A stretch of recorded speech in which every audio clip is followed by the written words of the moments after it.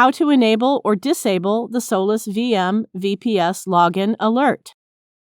You will receive a login email alert whenever you log into your VPS control panel. You can disable this function from the SolusVM. However, we recommend you enable this feature for security reasons. Enter the username and password to log in.